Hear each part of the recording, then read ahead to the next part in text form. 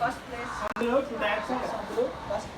సంస్కృత సందులు, తెలుగు సందులు. సంస్కృత సందులు మరలా 2 రకాలు.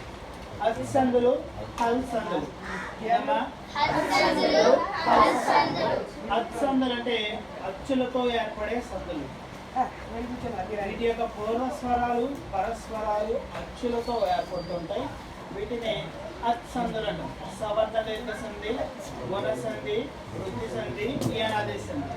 ఈ 4 సంధులు నేర్చుకుంటే ఒక పాయింట్ కంప్లీట్ వచ్చింది. సో మనకి సంస్కృత సంధులలో అచ్చందులతో మ్యాక్సిమం 1 మార్క్ వచ్చింది మన ఎగ్జామ్లో. ఇంకా హల్ సంధుల్లో అనునాసిక సంధి, విసర్గ సంధి, ఇంకా జస్త్వ సంధి, సత్వ సంధి ఉంటాయి. అవి నో నీడ్ అన్నమాట. ప్రస్తుతం ఈ నేర్చుకుంటున్నాం.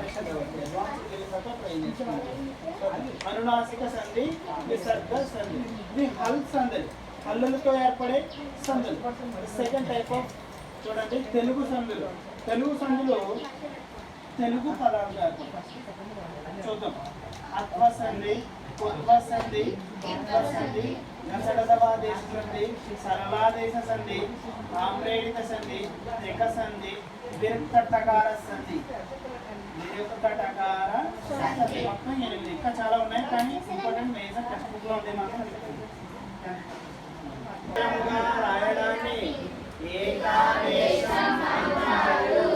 మాతృనం.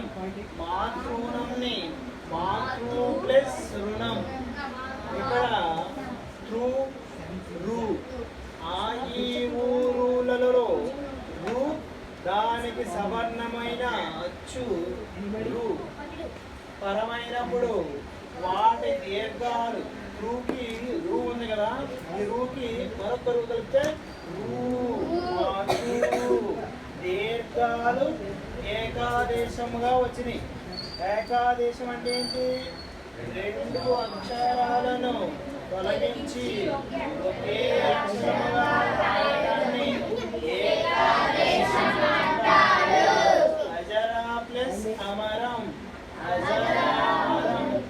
ఆయువులకు సవర్ణములైన అచ్చులు పరమైతే వాటి దీర్ఘాలు ఎక్కడొచ్చింది?